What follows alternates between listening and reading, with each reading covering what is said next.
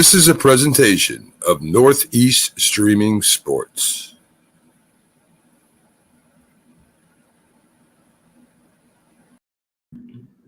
Good morning, everybody, and welcome to the Mac and Jack. This Sunday in sports, we have Mac, Jack, and Jim. Mac, Jack, and Jim. I'm going to introduce everybody. Let me get through my whole opening here. I am the Philly sports guy filling in for Mac. In between, I got Jack Hirsch, a Hall of Fame boxing writer, and two-time Super Bowl champion Jeff Coates.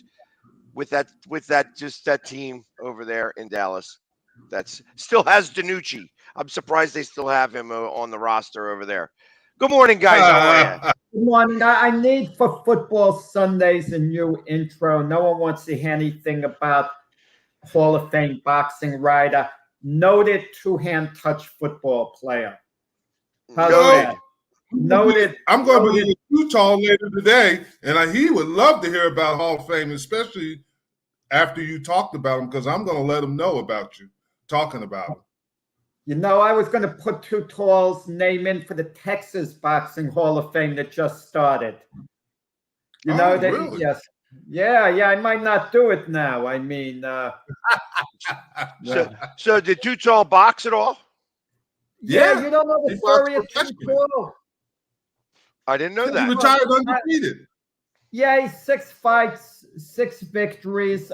Too Tall didn't quite have what it took, but in fairness to Too Tall, it was a sincere effort on his part. It wasn't a gimmick. He trained like a fighter, did all the right things. But listen, it would be the equivalent, in a sense, of Tyson Fury trying to make it into the NFL. I mean, you could get him in some semi-pro leagues and this and that, Tyson Fury, but to actually, how far are you going to get him at the end of the day? Yeah, but Tyson Fury is the same size as most of those guys on the Philadelphia Eagles offensive line. Oh. Yeah, you know what, though? And we can push around people like nobody's business. So you guys only scored 7 points, which tells me that you guys aren't really ready for the season to start. Everybody else throughout all of football in the preseason game scored over 15 points at least. You guys scored 7. What do you got to say about that there, Jim? Well, we didn't play anybody. I mean, I saw the Philly game. I watched the Philly game. They played their starters, except for Devontae Smith didn't play. Philly and everybody game, else. I mean, Jalen Hurts was there. We didn't play Dak. So you didn't play Dak. And like I said, you still had DiNucci, and it took all the way to the very end of the game to even score that point. So is that telling me that the second stringers and the third stringers of Denver are better than the second stringers and the third stringers of Dallas? Way better. We have no depth. And the only one that I was worried about is the rookie offensive lineman, Tyler Smith, struggled. He got some holding calls, and that was his MO in college. And the Tolbert kid has to make a big play on in the fourth quarter. Not the fourth quarter, on a 4th down, and he missed it, but he did make a 3rd down catch. That was big. So these preseason games are a waste of time as far as the regulars go. Okay, and let's be honest about it. The coaches are mainly concerned with their regulars staying healthy, not getting hurt, being ready opening day. They maybe give them a couple of series, and then want to get them out. And even with a couple of series, guys have been getting hurt. I agree to a certain extent. I agree with you to a certain extent, Jack, but you have to get your timing down. I mean, that's the big thing. Even though, the greatness of Tom Brady, I mean, he's going to have some timing. I mean, your body's got to get used to it. You just don't walk in. I don't care how smart or how well prepared you are. It's hard to walk in and not get your timing down. The good thing about it is the Cowboys are, like they did against the Broncos, they get a chance to go 2 days against the Chargers, and that helps with the top line players getting some of the timing down. Well, people don't realize the timing sometimes and how important the center is to the quarterback. And the Deshaun Watson drama that's going on, Deshaun Watson needs a lot of work with the Browns, no matter how talented he Yes. is. And his center, or the guy who would have been a center this year, Nick Harris, goes down with an injury and he's out for the year. And that would have been kind of a stabilizing force, for whoever's going to be quarterbacking for Cleveland.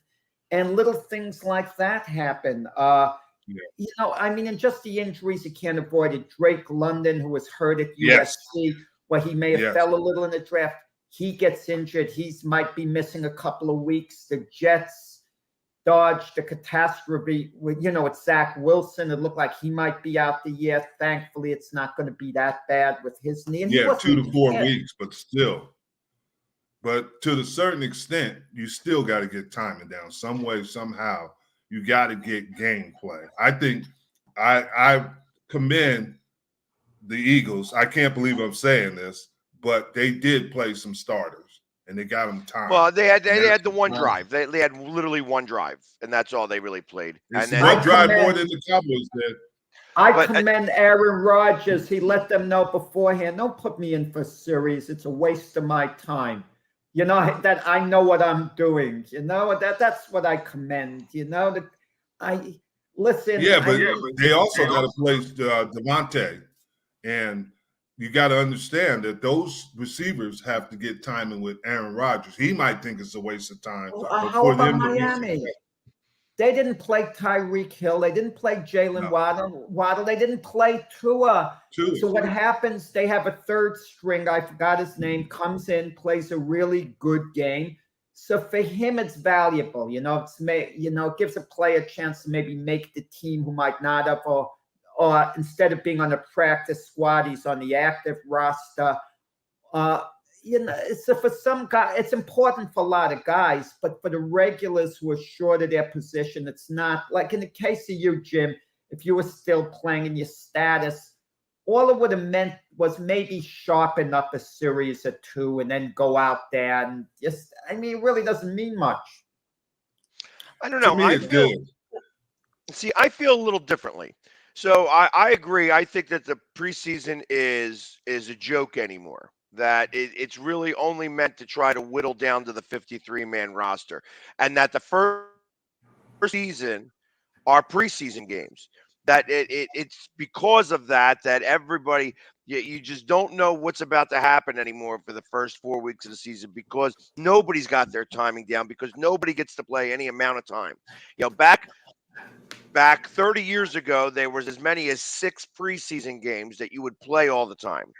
The truth of the matter is that I feel like that the NFLPA should just go to 18 games. They should take away the 20th, the extra 2 preseason games, bring them into camp a little earlier, and then have combined practices. I don't think you should have the preseason games anymore. I think that you should just increase it to the 18 games, get to where you want to have the schedule, because the NFL has been working on this forever to make sure that the Super Bowl ends right on President's Day weekend. That's what the NFL has been working on. Might as well get the second bye, put in a second bye, get 18 games, take away the preseason games, and just go ahead and, like I said, have a little bit more extended camp, bring people into camp. Now, the one game, I guess you could have one preseason game, have the Hall of Fame game, because that's kind of what would set off camps. So maybe just do that one preseason where you're choosing 2 teams to just go out there and do it. And everybody else, no preseason games. And that's that. Now, here's my issue with not playing in the preseason. The one thing that, if you notice, there are more injuries in the NFL, and that's because players are not in football condition. And there's a difference. And you can do all the training you want in the offseason, but there's a difference when when you're in such a violent game and getting hit. That's why I love to play preseason, just to get my timing down and just to get my body used to and get acclimated to the pounding that I was going to take during the season. You don't have to overdo it, but you have to, as you get older, you probably do it less. But as you're younger, you want to get as much time as you can.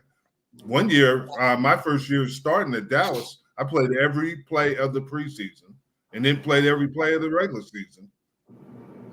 Well, as I look at that and I hear what you're saying exactly, and I feel like that's why they should have scheduled dual team practices, where they are spending like a week, like you're going there like as if you were going to be there for a preseason game. You're just not having the game.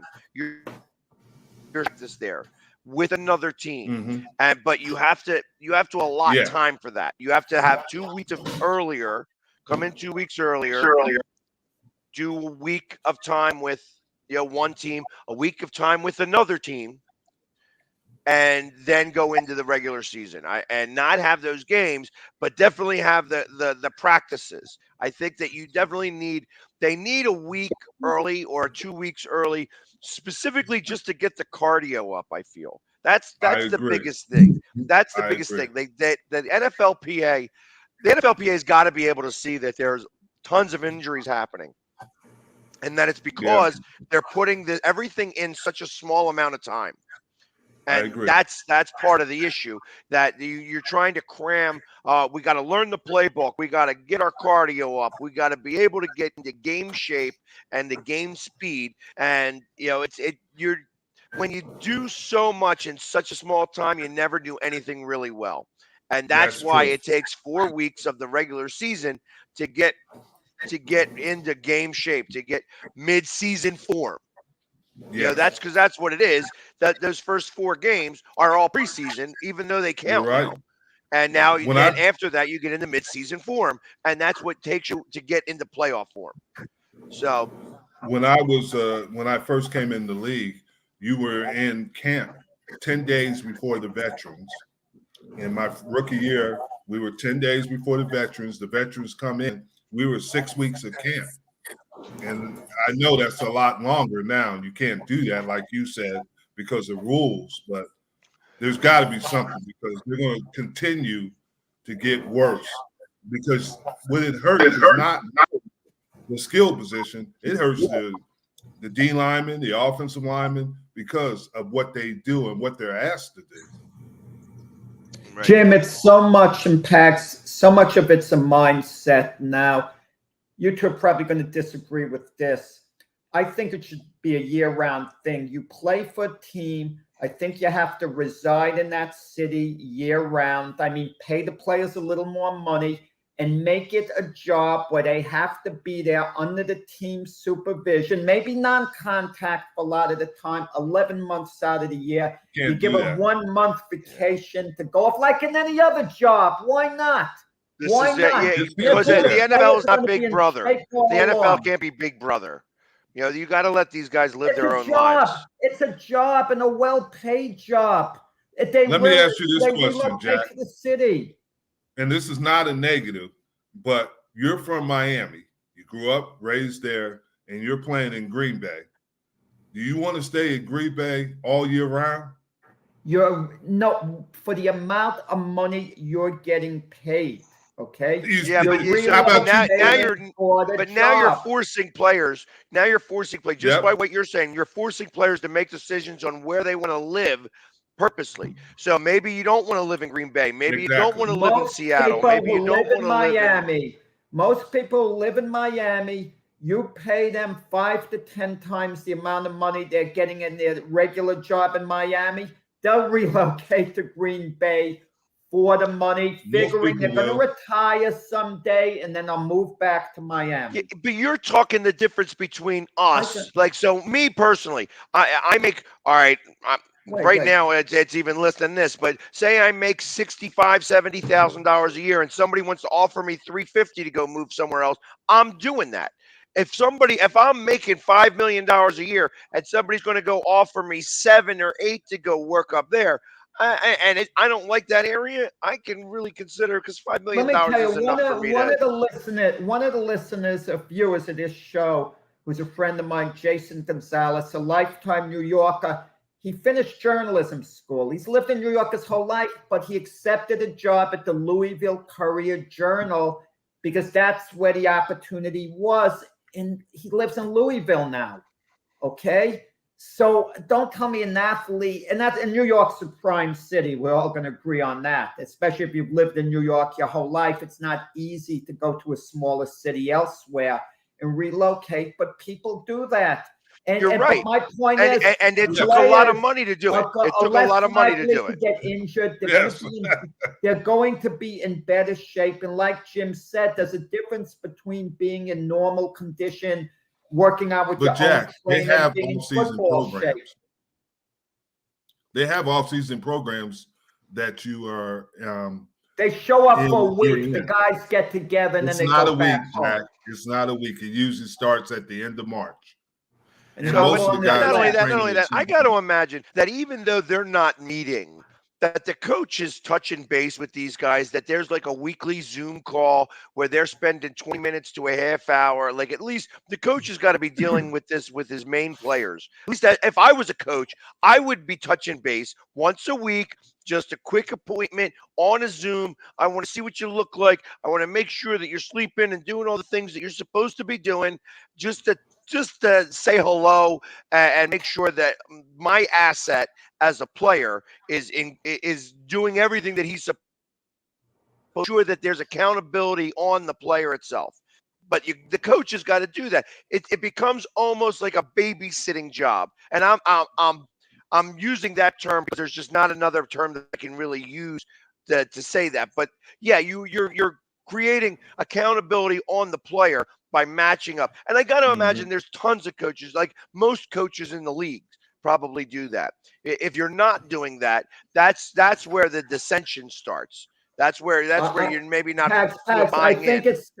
it's a personality. Some players, and I could tell Jim was absolutely one of them, are self-motivated when you play. But Jim, you probably knew a number of guys by nature. By nature, they may have been very nice people, but they were lazy, some players, by nature. They wouldn't put out that extra effort. And if they were under the team's supervision all year, those guys need to be pushed. Someone always has to push those guys because they're not going to push themselves. You weren't one of them. You were able to push yourself. Well, I mean, even hearing that, I mean, I've heard rumors, and like I said, he was such a great player. Deion Sanders, like that, he didn't like to practice very much, and that he didn't like to do anything in the off season. But he was always like in the top. It was an aberration, super. Well, but that's what I'm saying, An though. But that's aberration. what I'm saying. He was able to just turn on that switch and was already ready to go. You know what I mean? But he hated doing any of that stuff. He wanted to. Yeah, but time. Deion Sanders is probably not a good one to see. Because Deion Sanders was probably one of the greatest athletes to play the game. I mean, and that's the hard thing. But a normal player is different. When I finished my degree, I spent time in Arizona, and I trained with the people, the coaches strength coaches that I trained with in college, and they gave my coaches from the Dallas Cowboys sent them a program for me to what I was supposed to do, all the things to train. Is that what happens? Yeah. Does that what happens during an exit video or an exit interview at the end of a season, that the coach kind of gives you a package that says, hey, these are the things I'd like for you to work on. I'd like for you to be able to watch this much video and stuff. Like he almost gives you like a homework assignment for the off season. So, and I figure that's what happens during an exit interview, that the season's over now, but we gotta start to figure out next year. I'm not able to have you come into camp because we got all these rules now anymore. So here are your homework assignments. You got to work on this. You got to work on this. You got to work on this. You got to be able to do this. If you need anything from me or I'm going to be here.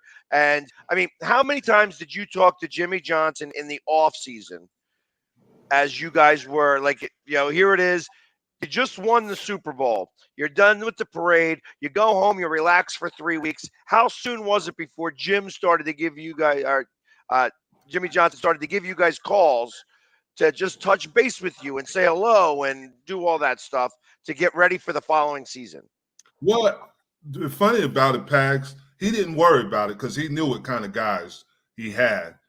So, we had it different. Like you said, we started trying in the beginning of March. We slowly worked our way, and then we worked from March all the way up to training camp. We were doing OTAs, we were doing lifting and running as a group because the majority of players, not everyone, but they lived in the Dallas-Fort Worth area. So he didn't worry about it because he could see where his players were and what kind of conditioning they were doing. Now, today is a little bit different, like you said, because of all the rules have changed. And they don't have that where teams work out together and train together on a consistent basis. And it's a shorter time that they work out together. And I think that's why you see the accumulation of injuries. Yeah, guys, getting off that, what would you say thus far since we're in the preseason to you, the biggest storyline is right now? Now, there are a few storylines. There's the one going on in New England, who's going to call the plays. They're the starting quarterback position battles, with the Pittsburgh Steelers and the Carolina Panthers. That's the Lamar Jackson contract issue and a few others. What would be, you say to you, the biggest storyline at this point? Hey, and while you're getting ready to answer that, I'm going to play some intro music for our next guest that's going to be coming in as you're answering that, Jim. So you got an answer, and then I'm going to play some intro. Okay.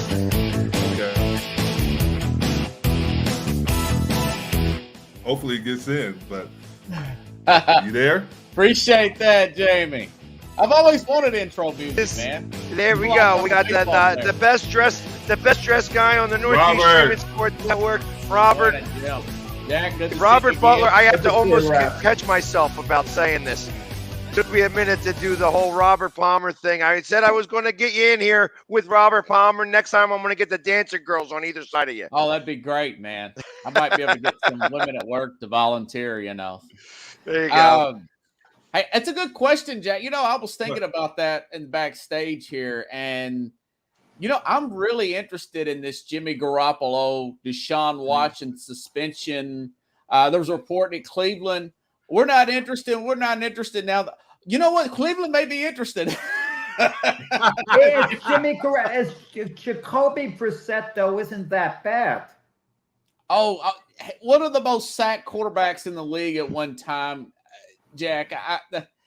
He was good for a short stint with New England, and he's went downhill ever since. I don't know why they got rid of Casey Keenum, guys. Was he just asking too much money?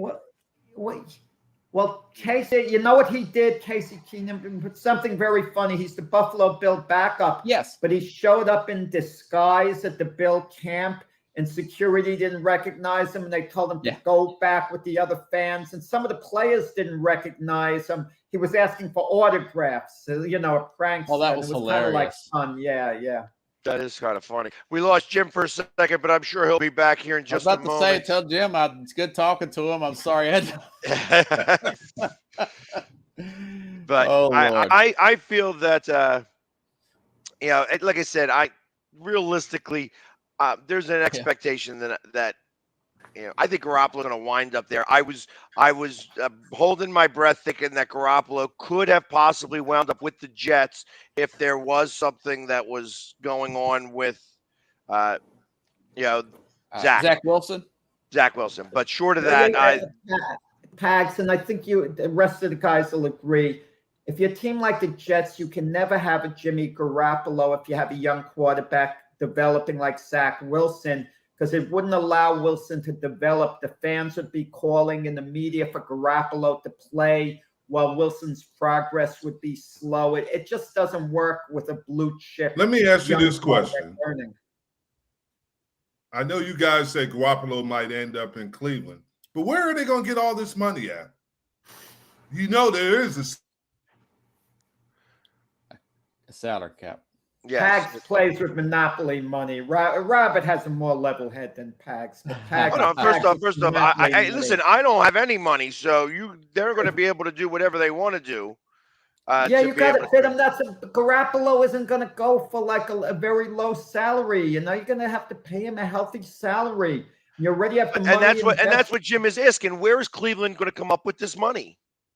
Well, for this year, Deshaun Watson isn't making much. He's making very, very little because Right, they I knew it understand, was but they don't gonna have be any cap space. So I mean, you got to still figure out how to make cap space to be able to take on Garoppolo's salary. It's not like he's not making any money. He's making $22 million this year, is he not?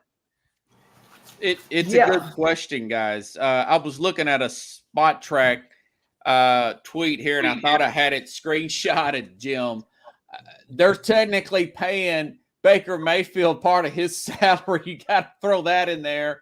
They would have to pay a chunk of Jimmy Garoppolo's salary. I don't know how they would. You could do it. You could backload some money and put it off for future references, but eventually you'll be dead. They call it dead money for a reason. It would be interesting. One would hope, but now, like I said, if we know that Watson's going to get suspended, that money wouldn't count against the cap, I would imagine, but they're not paying him that much anyways. And it seems like the owners have a stickler for the Haslam family. Ideally, you would like to see Garoppolo get cut. It seems like that's probably not going to be the case. It'd be an interesting story to follow. Why don't the Niners just keep him? You need two quarterbacks. Trey Lance isn't a sure thing. He might get injured. He might stumble. For the same exact reason why they couldn't keep what's his face up in New England. Yeah, you have to just automatically pull the Band-Aid off and deal with what you've got.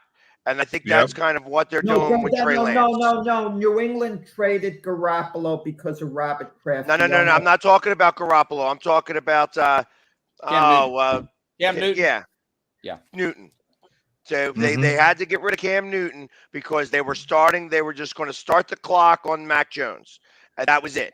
And that's the same thing that San Francisco's doing. They want to start the clock on Trey Lance, and you're not going to be able to do that if you've got Garoppolo in the back because, again, the fans actually have voice, and you don't want them to start the clamor. You just want to take that out of the equation. But I think it's interesting. Garoppolo is now regarded as a franchise quarterback because if he was, there were a few teams would be on him, like Seattle, New Orleans, Atlanta. So he's now regarded as a franchise quarterback. Yeah. We're talking about Garoppolo? Garoppolo.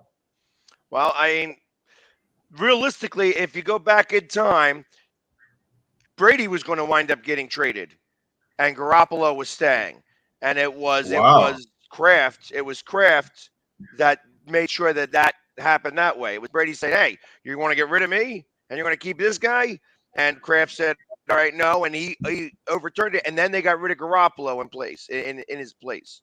So, but Belichick was ready to make the move. He was ready to go ahead and start to transition to that. So think about that. The last two Super Bowls that New England won could have been both with Garoppolo. Well, the New England won. They lost to the Eagles, and they won in L.A. Yes. Well, should have been with Garoppolo because they were trying to. Belichick wanted to get rid of Brady. He was ready to move on and go to Garoppolo because he felt Garoppolo was ready to go.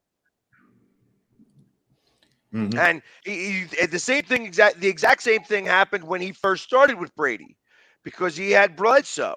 And Bledsoe was that quarterback. He was the guy who was getting you there and was able to do. He was the much higher touted quarterback than Brady ever was initially. It was Brady winning the Super Bowl and all that stuff that really caused all of the things to happen. Yeah. So, I don't know. But I don't think Jimmy G is the biggest storyline per se. For some reason, it's Baker Mayfield to me because he's charismatic. Jimmy G isn't that charismatic. He's somewhat charismatic, but not that much. But Baker Mayfield, he's oozing with charisma. And even though the Panthers say it's an open competition with him and Sam Darnold, it's really Baker Mayfield's job. Baker Mayfield's ego won't allow him to be Sam Darnold's backup. Baker Mayfield's coming in kind of as a savior. Matt Rule's job could be on the line. So even though Sam Darnold played well in the exhibition game yesterday, very well supposedly, he's not winning that job. It's going to go to He Baker played better Mayfield. than Baker. He played better than Baker Mayfield. But So, here's the thing. Go ahead, Pags. I'm sorry. No, you go ahead, Jim. No, the thing I'm thinking about with that competition, I think they want Baker Mayfield to win it. Darnold did play better, no question. Yeah. But Baker Mayfield, he does say he's charismatic, and he has a chip on his shoulder. The biggest thing for the Panthers is keeping Christian McCaffrey healthy. They're going to have to find out how to utilize him better. They cannot have him as an every down back. He cannot stand. He's never been able to withstand the punishment, even in college. Right. I agree. You're going to start to hear the words load management come to him. Exactly. Specifically with him, because you only hear it typically in basketball, but realistically, they need to make sure he get 15 touches a game. I got to put him in that. Like, you could use him as the decoy, but and if you're going to really go power, if you're going to do any power running, this is where that fullback would really come back into play. Or you're going to have to then bring the tight end in as that fullback, so you would almost put the tight end in motion, and so that he could act as a fullback, so that you could at least make sure that McCaffrey's not getting that initial punch from anybody in terms of linebackers or whatever, because that's really what hurts him most. And it's really, it's the speed, because he's able to get around the corner, and some of these guys are able to catch him, and they have to do the arm tackles. That's what really kills him the most, because he's always with the leg injuries, and it's because they're doing shoestring tackles, and he pulls something. So you got to make sure maybe get him through that first level by doing like power eye type formations. 100%. And with all the talk about guys at Baker Mayfield, Sam Darnold, there's an X factor. They drafted Matt Corral, a quarterback, highly. So at some point, they're going to have to decide with him. I'm sure you don't draft a guy that highly to sit him on the bench for a few years. He's the third team. He's not even in the equation. But they drafted him highly. They could have. They did, but they might. I don't know. Shoot, they might have been drafting him for the next coach. But right now, it's Mayfield and Darnold. Yeah. What do you think, Robert? Yeah, they still got PJ Walker on. I was looking at the stats for the game. Yeah. Darnold had 119 passer rating. Mayfield had a 76.5. I've been reading the practices though. Mayfield's taking more shots down the field than Darnold. He looks a lot better than practice to practice. Looking at the reporters' tweets, throw for throw, Mayfield seems to be way ahead in that job. Yeah, your guys talk about Christian McCaffrey. Yeah, they're going to have to start throwing to him more on first down. Yeah. Get him in the slot, use that screen. You're going to have to justify that $16 million somehow to the owner of Walker Pay. I wouldn't have paid McCaffrey that. I said that at the time. No. What does he play 10 games in 2.5 years? There's a very low amount of production coming there. Rob, who wins this big quarterback competition? Geno Smith and Drew Lock. That's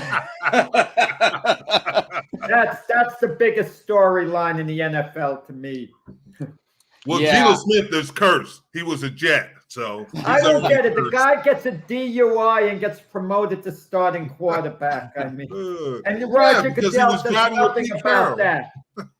I tell you, they were both very close in the game.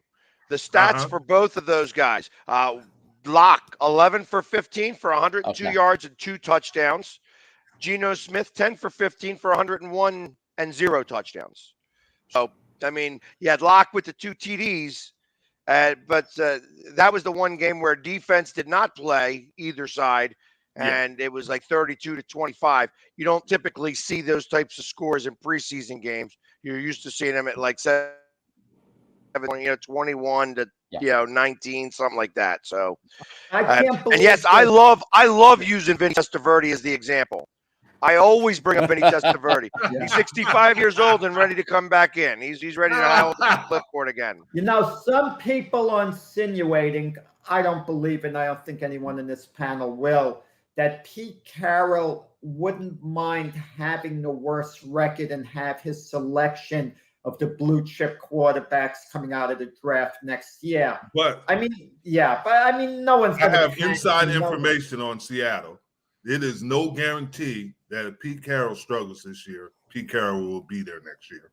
Right. That's exactly it. If he has a problem this year, I don't think that Pete Carroll is going to wind up being asked to retire. They may not fire him right now because they're not going to be good. Well, and I think that they so if I'm Seattle, I see that writing on the wall.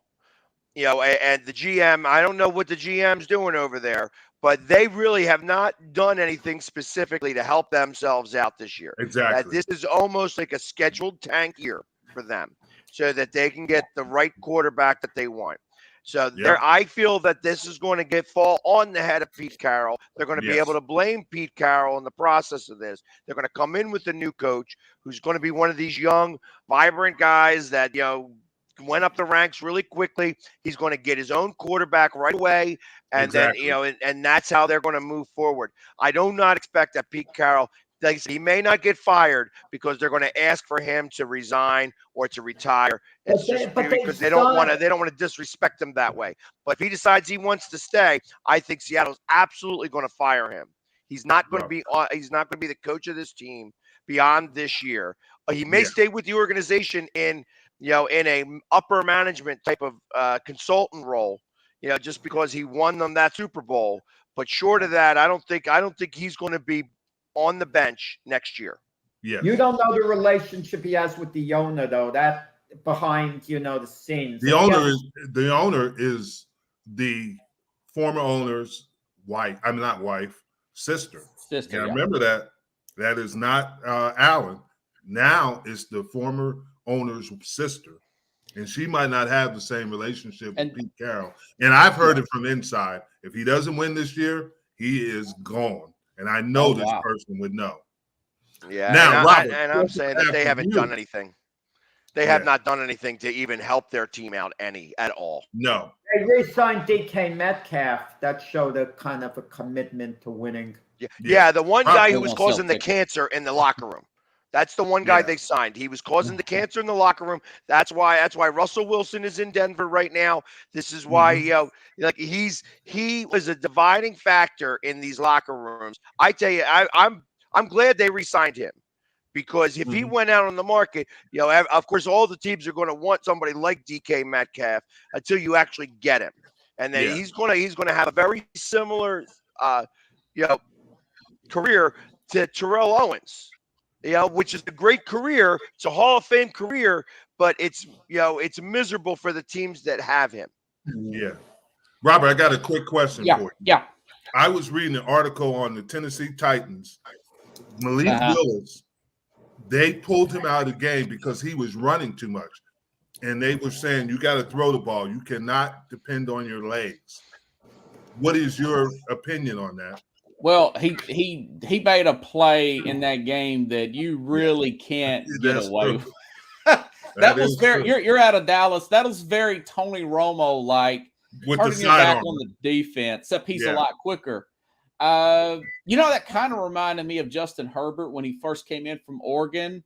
You get the reads in his last year. Every game I saw at Oregon, Herbert was hesitating to throw the football. Mm-hmm. And I watched the Hard Knocks that year. Was with both LA teams, and the adage was, just let it go, son. Just let it go. Just let it go. So that's what I'm reading from Vrabel. He needs to let the ball go. I know he's very raw. I know he's got a strong arm. That was a great run. You can't do that in the regular season. You can't get in the habit of doing that kind of play where he scored the touchdown.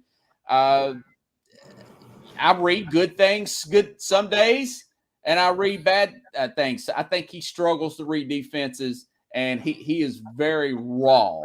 But we'll see. I mean, the same thing was said about Herbert, and Herbert, the light went off for Herbert. Now, the next question, you haven't heard a lot about the wide receiver, Verts.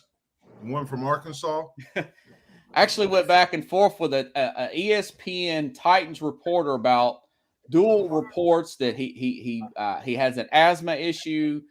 He had a conditioning test issue in spring camp. He passed his July conditioning for test for training camp. He is also lining up off sides. Wow. He's running the wrong routes. Wow. But he's also made big plays. The reporter said he's having a good camp. That's reading too much into it. So it's somewhere in between. He is the biggest wild card out of Nashville that I've ever seen, where you have one reporter saying one thing, and other reports saying other things. Here in Nashville, we have a tendency to get too close to the players. Now, this guy was ESPN, but he lives here now, Turin Davenport. Actually went back and forth, and another reporter went back and forth with me on this and saying, no, that report you've seen was reading too much into it. He's had a good camp. And I'm thinking, well, asthma, out of shape. And from everything I read, that John Robertson knew about his asthma issue. Yeah, and plus there's things that helps you with asthma. Okay. These days, and it's not the asthma feel like Jimmy Johnson, but there is things that will help you with asthma to control it. Yeah. And they can open up the antihistamines. They'll obviously open up your lungs.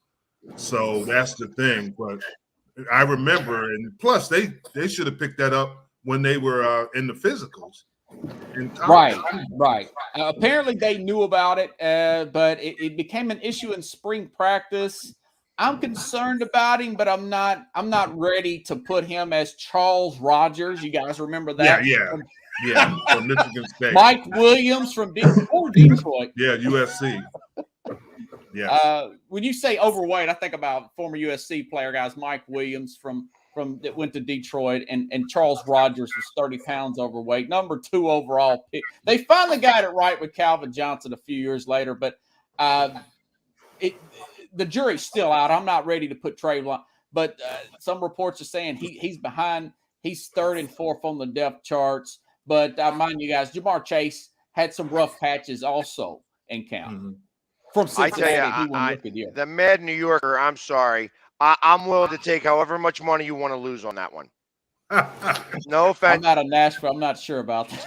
No offense to You the know, site. with the Titans, with Derrick Henry is the key, coming off the injury. The injury affected him in the playoff game against Cincinnati. He wasn't his old self. Had he been healthy, I think they beat the Bengals. And the Bengals don't go to the Super Bowl because on the short yardage situations in the second half, they were able to stop Henry, who's all but unstoppable when healthy. Yeah, but also we got to remember that the Titans had a bye week, and we've talked about this before. Yeah. And we always talk about timing. And the Titans didn't seem like the same team that had been there. And Henry, there's another guy I was going to ask you this question. Are they going to do better of load management? He's a big guy, and he's taken a lot of hits over the years. Yeah. Mike Vrabel's holding that close to the vest. He's the rookie out of Michigan. They drafted him in the 3rd or 4th round. I'm not sure off the top of my head. I really hope he had a great year with Michigan. I can't call his name right now, but he had a great year at Michigan. They've got to use him. And you're right. And Jim, I want to go back to that bye week. That is good for the running backs. The backup running back who had started for Henry, he had a 45-yard run in that game. They should have stuck with the hot hand in that game. And there was too much loyalty to Henry for that particular game. Ryan Tannehill said he went to therapy. He's either going to get better or he's going to get worse. And Tennessee's going to go on the toilet and lose this division, or he'll get better and they'll be competitive in this division. I don't know, but I'm not sure. I'm probably leaning Buffalo as a team above Tennessee right now, Mad New York. I mean, what kind of – listen. Hey, Mad New Yorker's getting on you today, Pat. Guys, I have tremendous compassion for someone with any type of mental health issues that has to go to therapy. I really do. Yeah. But I can't imagine Ryan Tannenhill sits down in the therapist's office and he's asked, why you're here, Ryan? Because I threw 3 interceptions against the Bengals in the playoff game. I mean, it's how do you deal with that if it's a non-football person? I think you need to sit down with a coach. You know, your coaches and have a heart-to-heart with a Mike Rabel or someone else who's compassionate, who understands the game, and they can help you a lot more than I think a therapist who's a non-football person. That's just my view on that. You know, to get the guy the proper help, because it's more than just throwing interceptions. You feel you let other people down, and that really weighs heavily on you. I understand that. But I think you need to deal directly with football people who are understanding. That is funny, but yeah, I'm here because I threw 3 interceptions. That being said, John Smokes had to see a sport, and it helped John Smokes, the pitcher of the Atlanta Braves. Alex Rodriguez for the Yankees saw a sports psychologist, so I'm okay with that. Now he said therapist. Yeah, he left it bland when he said it at his press conference. So Yeah. I'm glad. You want a guy. sports psychologist is good. That makes sense. But if you saw Yeah. a non-sports therapist, I don't see, you know. A lot of teams have a sports psychologist on their staff. Oh, nice. They don't nice, say yeah. anything about that. But I know the Cowboys for many years. I know who it is. She's been on their staff for almost 20 years. And they do have sports psychologists on there. A lot of them hire a sports psychologist for players that are having issues to go see. So that's not highly unusual in any sport. Yeah, Yeah, guys, I would let me have go to back to agree that with that. Seattle thing. I wrote a note here so I won't forget.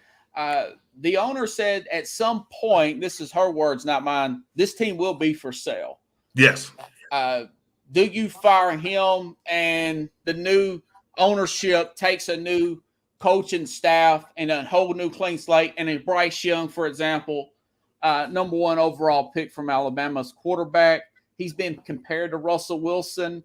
That is an offseason question that I've been thinking about, and people's going to be thinking about, top, especially in the Northwest. They're going to be awful. Let's face it. But Robert, Pickett had a great isn't day. that basically what the Denver Broncos did, right?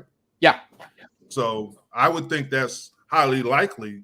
Now you have the choice. It's probably going to be another Walmart because they're the only ones that can afford these teams at the prices. We'll have 3 Walmart family members that own NFL teams. Yeah. What's going on? How much has that become an issue?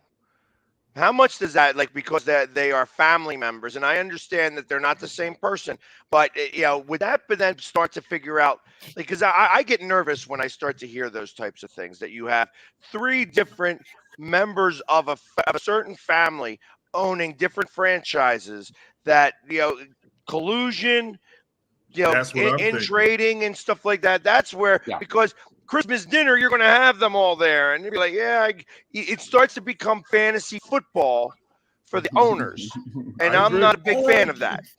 Oh, come on. Like, 100%. whenever no one gets suspended, like a Daniel Snyder, the NFL says, well, his wife can run the team. You mean when they get together, they're sitting down for dinner, she never says anything to him about the team. It doesn't even come up. I mean, no. it's When the wife runs the team, Daniel Snyder's still running the team. He just Yeah. tells what the wife has to do. That's what Stephen Ross just did. He put his daughter in, and she's running the team, so they say. And Eric, Right, Ross and is ultimately that means every decision goes through Dad, and ultimately Dad still has the say. Now, again, this is where if the daughter had a real set of her own, you know what I mean? Just to be able to go ahead and make some of her own calls, she could put a stamp on this team. The problem is that, it's like, how are you going to disassociate yourself with your father? Is your father, you're gonna let that all happen? You still got to be. This is still your dad. He's still the one that has you in the position to be able to run the team. So I feel like it's a very weird dynamic. But when you're doing that, like I said, with father-daughter on the same team, that's one thing. When you're talking about 3 separate teams from 3 different, like 3 brothers that own 3 different teams. Well, now all of a sudden you start talking about collusion in ways that go beyond what you normally do. The normal collusion that automatically happens. I feel that these players are already talking to each other. They're already saying, okay, why don't you come here? I mean, the A.J. Brown and Hurts were best friends. You can't imagine that they had conversations on playing with each other, that conversation made it up the chain to start talking about maybe trading for each other, to get on each other's team. I got to imagine Speaking that of wide receivers, guys, what's going on with OBJ, Odell Beckham Jr.? I mean, recovering. He's recovering. I mean, he's going to be on a team in week 13. He's going to pick the team he wants to go to. He's going to try to get in there. Perfect for the Green Bay Packers because Aaron Rodgers doesn't have any particular number 1 receiver there. Would be a great opportunity. There's absolutely no chance. I will put $1 to $1 million that he goes up to Green Bay. You got my dollar, Pags. I'm putting my dollar down. Jim Rabb, you want to take some of the action to get that? No chance. Pags will apply for bankruptcy. He's not going to Green Bay. No, he's not going to Green Bay. He's got a better chance of going to Buffalo than Green Bay. It would be a perfect setup because he could be the man at Green Bay if he was. He's going to wind up going to a team. He's going to wind up either going back. He's going to wind up going back to LA on either LA team. Yeah. Or if Miami is doing really well, he'll go to Miami. He's going to go to warm weather. He could even wind up. He could even wind up in Dallas. Well, he wants to. Antonio Brown wants to go to Dallas. I'm sorry, Jim. No, he won't. Wrong free agent. He could compliment C.D. Lamb at Dallas. That's not a bad one. He could actually. That's a possibility of it, but Antonio Brown, it's slim and none that he'll be there. I would love for Jim to get a head coaching position, but we give Jim all his players: Kirk Cousins, quarterback, Antonio Brown, wide receiver, and Kirk Cousins missed the game. He had COVID. Straighten these guys out, Jim. I'd say it. So let me ask you this. Robert. Mike Vrabel, is he on the hot seat if he doesn't get to a certain level? I doubt it. I mean, this ownership, she seems to give. And now this is how you get Super Bowl rings, though. By the way, he has given John Robertson and Mike Vrabel free reign to do just about anything they want to. Now that could change because since they lost a playoff game this year, they're 0-2 in the last 2, but they've also won the division 2 years in a row after getting demolished by either the Colts or Houston just about every single year there for a while for winning this division. So I don't think he's in trouble right now. I'm not sure if Malik Willis is the guy. I'm not sure what they're going to do with Ryan Tannehill's contract. They're a big question mark right now as far as do you rebuild if you don't make the playoffs this year, or do you just patch up this roster? Now, if you dump out Tannehill's pretty expensive contract, that opens up a lot of cap space. Cap is a big deal, So my answer to that is no. I think he's got at least 2 years, Jamie. Rob, how can anyone even consider firing Mike Vrabel? It's insane. The Titans had the best regular season record in the AFC last year. He's been successful basically every year. They've been contending, to go to the Super Bowl. It's insane to let go of Mike Vrabel. And you let go of virtually every coach in the NFL. It makes no sense at all. Yeah, he won Coach of the Year, but that's like the worst thing you can get in his NBA coach, but that's his NFL. Yeah, and the only reason why I even mention it is because they have made it to the playoffs the last couple of years. They haven't really gone anywhere. Is it a matter of, Henry's getting older. Tannehill is a question mark. You have Malik Willis that's behind, but is he really the answer? There's so much that's going on that it makes me wonder that even though he's had the success in the regular season, that you're going to start to question whether he's really, as I like to call it, a wartime consigliere, that when it comes down to it, is he ready to be able to make the decisions on the field that win games that are most important? to play devil's advocate, guys, the league is going more offense. Do you go offensive-minded head coach? Do you go with that trend going forward?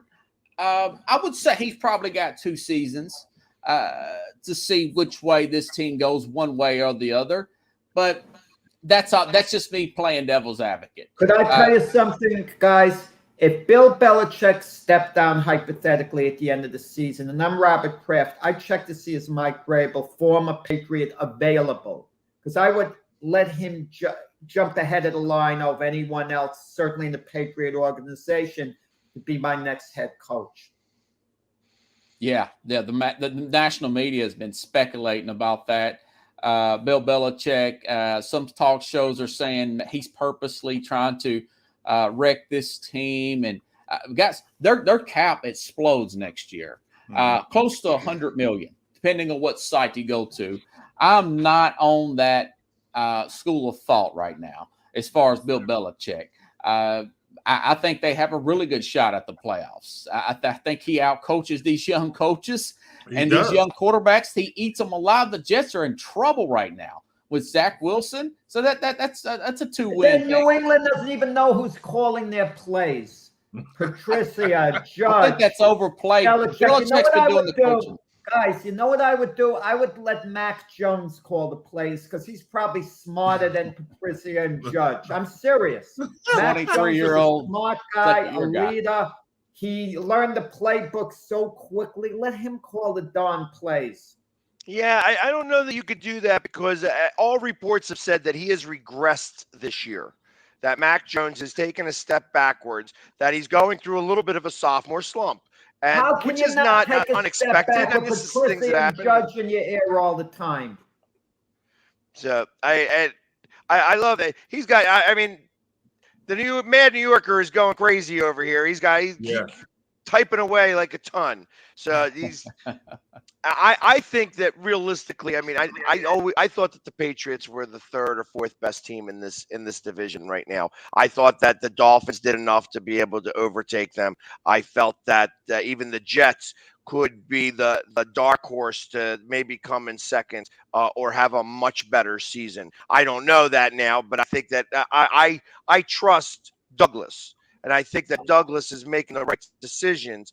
And that even though that the offense is sputtering and Zach Jones may not be the real answer, their defense is going to be a lot better than it was last year. And that's going to carry throughout a lot of games because I don't think that the offense is really strong with the Patriots. I don't think that it's really strong with the Dolphins either, even though they have, the wide receiver there. But I don't think Tua is a good quarterback enough to be able to make that happen. And that they are not playing a crazy, ridiculous schedule. So there's a piece of me that feels that the Jets Tua beat out Jalen Hurts. Say again? Tua beat out Jalen Hurts at Alabama. Yeah. Yeah, that's great. And that was then. We're not playing Alabama. Whoa, Alabama doesn't play in the NFL. Jim, well, they really do with all those draft picks. Oh, ain't that the truth? Jim, Rob, would you agree the biggest storyline in the AFC East, I think, is going to be Tua's development? This is like make or break because they got him the weapons, no excuses. True. The Dolphins are ready to roll, and if they don't, and if he doesn't make at least adequate progress, I think they go in another direction next year. I would think that's a possibility. Maybe that's where Tom Brady's at on the yacht with Stephen Ross. 46-year-old Tom Brady at that point. Go. And Sean Payton guys, said, hey, don't worry about it. Yeah, we're gonna take a quick commercial break since we're halfway through, and we'll come back with this. I mean, this is a spirited talk about the NFL. Obviously, football is back, and we're talking about it here. So let's break for a quick commercial break, and we'll be back right after these commercial messages. The Hometown Foundation is excited to bring back the Dream Ride Experience, August 26th to the 28th at Connecticut's Farmington Polo Club. Join us in celebrating the accomplishments of our Dream Riders.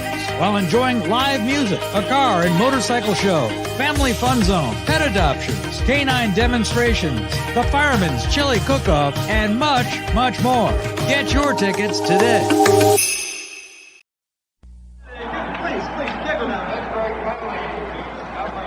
Mr. Green? Mr. Green? Yeah. You need any help? Mm-mm. I just want you to know, I think you're the best ever. Yeah, sure. Want my Coke? It's okay, you can have it. No. Really, you can have it. Okay. A Coke Thanks. and a smile makes me feel good. Makes me feel nice. See you around. That's the way it should be. I like to see Hey, kid. the whole world is smiling with me. Coca-Cola has life. Have a Coke Wow, and a thanks, Mean Joe. smile.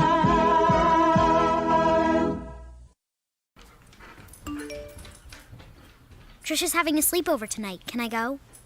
I wonder about Lucy's friends. What should I say? I know you're only 10, but one of these days a friend will offer you a drink. And alcohol at your age can lead to so many things. None of them good. So can I go to the sleepover? Lucy, I want you to promise me I something. finished my homework. Bigger promise. If there's any drinking, I want you to say, "No thanks, not my thing." Mom. I promise you. Your real friends won't care. Deal? Sure. Really?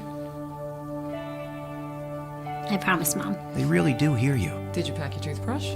For tips on how to start the talk, visit underagedrinking.samhsa.gov. A public service message from the Substance Abuse and Mental Health Services Administration. What's up, everybody? It's the Philly.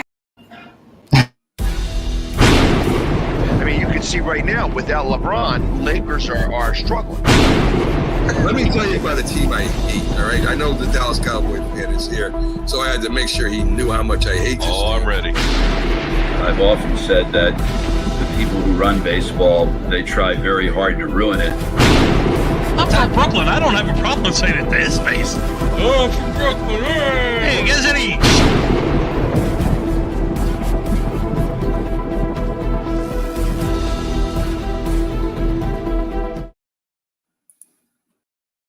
And we are back. Yeah. So we're a little shy right now, but that's okay. Jim had to run off. He's got a flight. He's going to go to California, I think, to go talk to the Cowboys, see if he can maybe get the rest of that offense working, since their second and third stringers seemed to not do very well yesterday in that game. Man. I mean, obviously it's preseason, but I didn't think that they played very spirited at all. And yeah, all right, good. We got Jack back. I didn't want to put him on here. Yeah, that break we came back a little fast today. That was a little quick, you know. I mean, McCoffey was going, but I like to do the 12 ounces. Okay, and it takes time for the Keurig to go down, and you didn't give me that time, Pat. Yeah, well, I apologize. I'm not a coffee drinker. This was like a quick huddle. I'm like the defensive play. I wasn't adjusting to the quick huddle. Well, we only have so much time with Robert, so I wanted to make sure to get him as much time as possible here. Jim too. Same thing with Jim. What happened to him? Jim had a flight to catch, so he jumped off really quickly. Said that he would be back, later.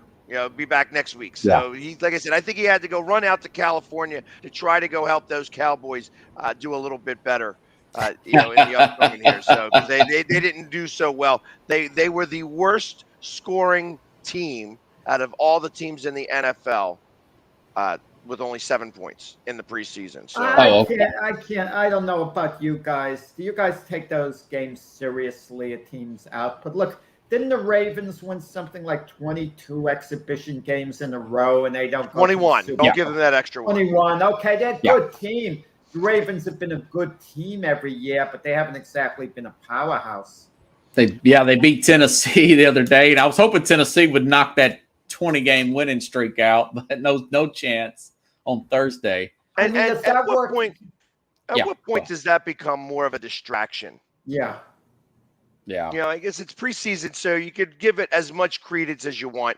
But I got to imagine that now there's going to be teams that are kind of eyeing that up, that's their Super Bowl of preseason. Let's knock off the Ravens winning record. And that the Ravens, in some cases, got to play to win because how do you want to lose that at 21? I guess it depends on how much you really care. I go back to where they were 14-0 and the Colts pulled Peyton Manning not to play the last 2 games. So because they didn't want to necessarily have the stigma of going into the season undefeated, going into the playoffs undefeated, and possibly losing the playoffs and have what happened to the Patriots, in essence, the undefeated season all the way to the Super Bowl. And they were flat in that playoff game, the first half against Pittsburgh, if I don't recall.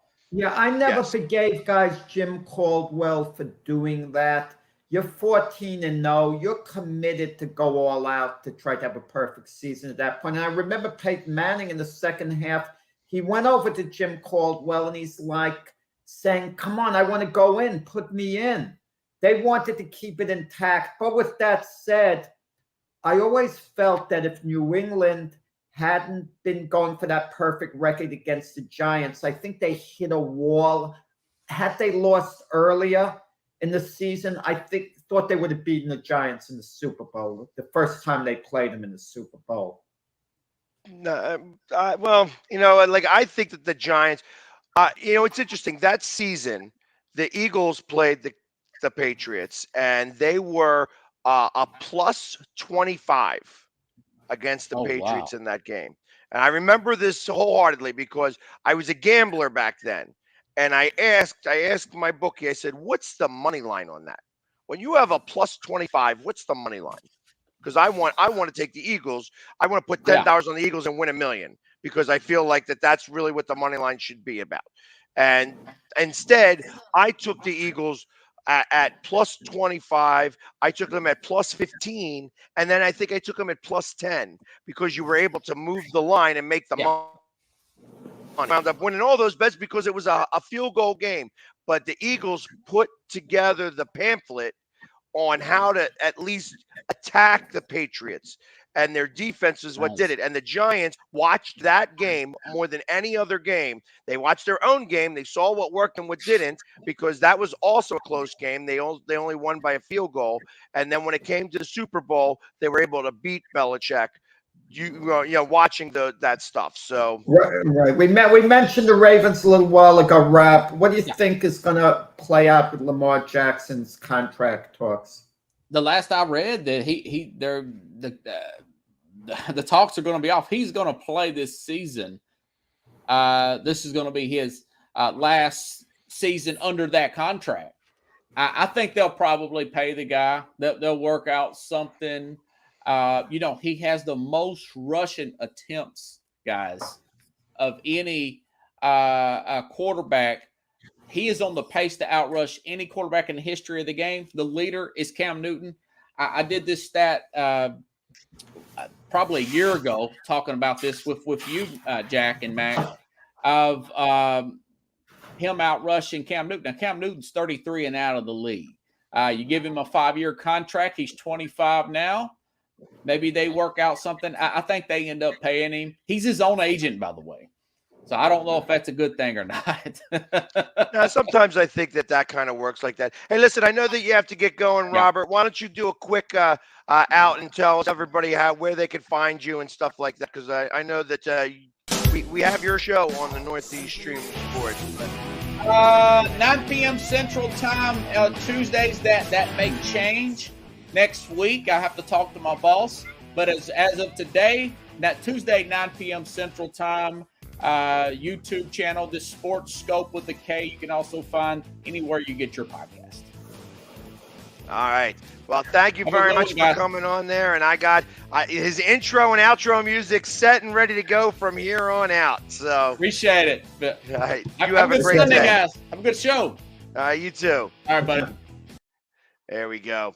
And there goes Robert Butler. So now it's just back to you and me, Jack.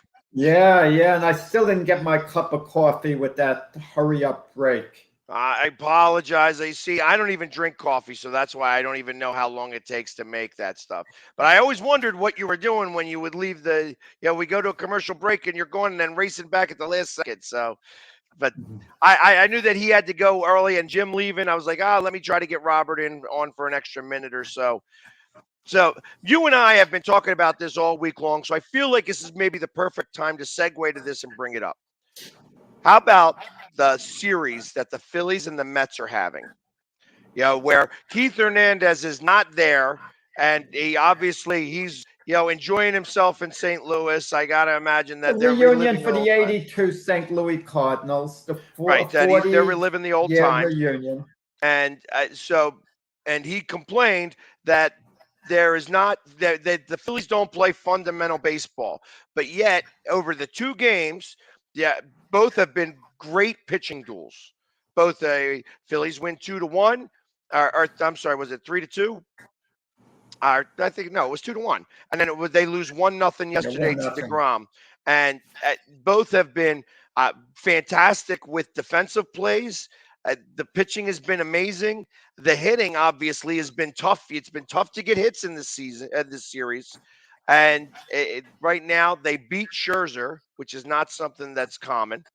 And obviously lose to DeGrom 1-0 with the chance to possibly win if they had the tying and the go-ahead run on second and third, and wasn't able to do it. I'm just thinking of the DeGrom shirts 1-2 punch. If the Mets are going to make the playoffs unless there's an awful collapse, and they're going to go 1-2, you have to feel DeGrom is going to start, even though Scherzer kind of took over as the ace of the staff only because DeGrom was out.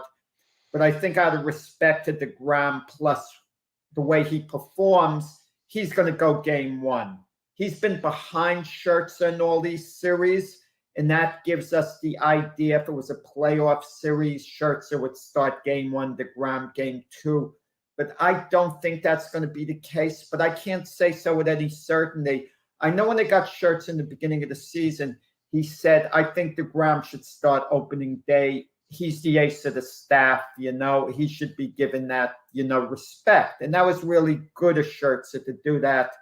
But come the playoffs, I just don't know what particular order they're going to go in, the two of them. But with that said, you look at the Phillies, they got Zach Wheeler, Noah Syndergaard, and they have two of the Met mainstays, from the past, regulars on the Met rotation on their staff. DeGrom becomes a free agent. Do the Phillies make an all-out bid to sign DeGrom? They'd have to compete with the Mets because DeGrom, if he stays healthy, is obviously going to pitch well the rest of the way. I can't see him not. And teams are going to bid big on him. But you have to consider the injury factor going forward, even if he does stay healthy. Can the Phillies outbid the Mets? Well, obviously you're not going to be able to spend all the money. I got to imagine that they're going to try to do something for Aaron Judge. That owner sees the shiny thing over on the other side of New York and knows that it's coming up. So you're going to put a big number on that. I understand that they have billions of dollars to be able to blow. And when you have billions of dollars, you could buy whatever it is that you want to buy. So I know that he could buy both.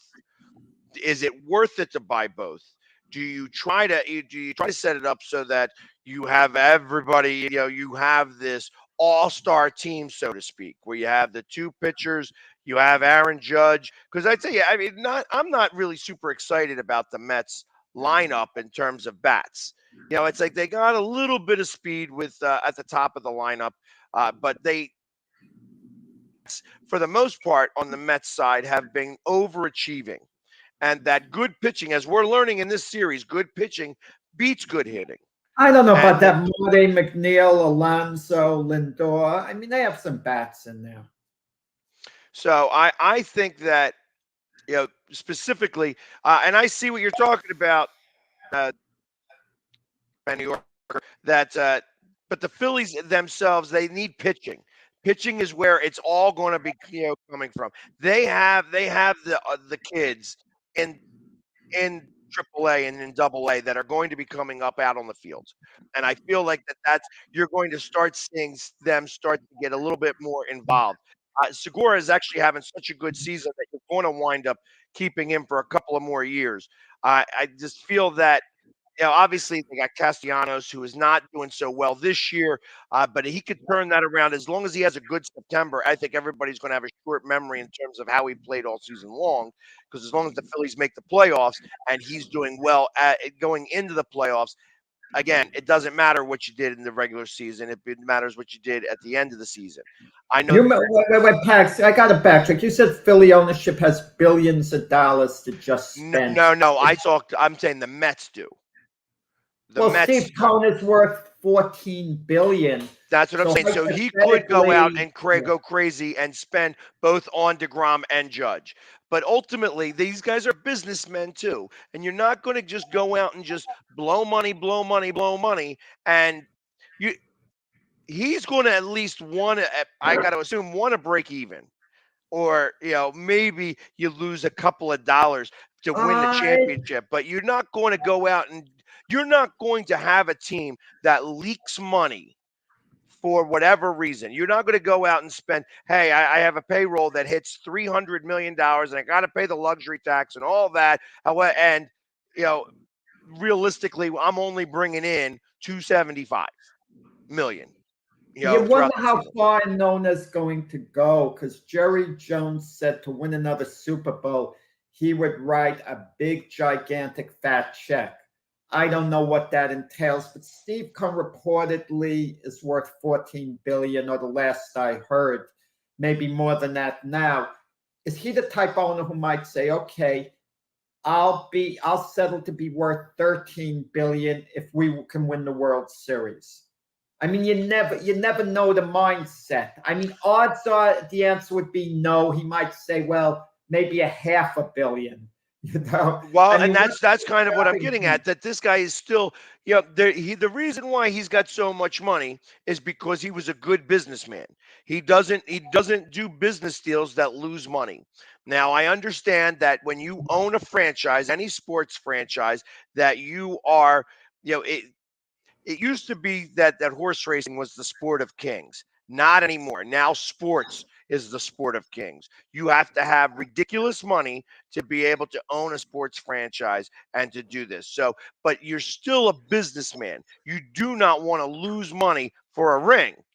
I mean, maybe do it one time. Wayne Izenga is the difference. Series. Got everybody he wanted to, made ridiculous trades to make it happen, bought his World Series, sold the team. And it didn't matter that he took the loss because he got the ring. And that's what he did it for. Cohen is not that guy. He owns the Mets. He's going to keep the Mets. He's not going to go ahead and spend $300 to $350 million a year on a team and leak that money to win the championship. He's going to want to do it. He's not the Yankees. He doesn't want to blow that money. He's going to want to make money in the process. And the Yankees have been very prudent. Don't misunderstand. The Yankees aren't free spenders. They've been very prudent in spending their money. I thought they should have overwhelmed Judge with an offer when they had the chance, not let him get this close to free agency. And I think Judge will be gone from the Yankees because someone is going to step up and make Judge an offer, I feel, that's going to be substantially better than the Yankee offer. And it might not even be one of the contending teams. For all we know, the Chicago Cubs are going to step forward and make them a massive offer. It could be the White Sox. It could be just about any. It could be the Giants, who supposedly have money. It could be the Phillies. It could be the Dodgers, the Mets. I'm thinking it could be the Nationals. The Nationals just offered $440 million for Juan Soto. You could just go ahead and say, hey, listen, I'm gonna up it to $500 million to put seats, to put fans in the seats to get Aaron. That wouldn't work out. That was a 15-year deal for Soto, and Judge is going to be 31 at the time they would negotiate. So they're not going to give him a 15-year deal. I mean, Washington, I don't think would be reckless and even give him a 10-year deal. But I mean, Washington has lost players, the Nationals, to free agency because they didn't want to go crazy paying them money. They've been somewhat sensible. Could they have held on to Bryce Harper, the Nationals, had they offered him a big contract? Was Scott Boras obsessed with taking Harper to free agency like he seems to do most of his clients? Yes, I think that he was going to take him to free agency either way, just because that's what Scott Boras does. When you hire the Scott Boras agency, you are taking on one of the biggest agencies because he's going to go after the dollar. That's what he's doing. I mean, Scott Boras is the one who's kind of set up all of these things, these players opt-outs all the time and things of that nature. That is something that Scott Boras, created. And he even said it. He said it during the Harper. He goes, "What do you mean you don't want the opt-out? That's my signature. That's." I wouldn't deal with Scott Boras. I'm going to give you. I mean, it rarely ends well for a team. I just would not deal with the man altogether. As soon as a player has Scott Boras as his agent, I go to Scott Boras and say, would he be willing to sign a long-term deal right now for this amount? And if the answer is no, I trade that player immediately. You take the case of Carlos Correa, who's a client of Scott Boras. For whatever reason, they couldn't get a very long-term deal done with Correa, who I believe is 27 years old, was at the start of the season at least. So they signed a 3-year deal with the Twins. The Twins overpaid Correa $35 million a year, but the Twins don't necessarily have him the 3 years. Correa has an opt-out after year 1, opt-out after year 2, and at the end of year 3, he's a free agent anyway.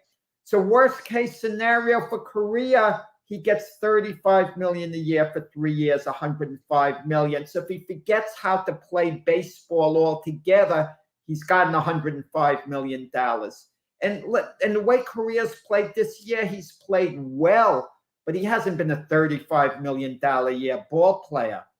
So why would I be dealing, with Scott Boras? I just wouldn't do it.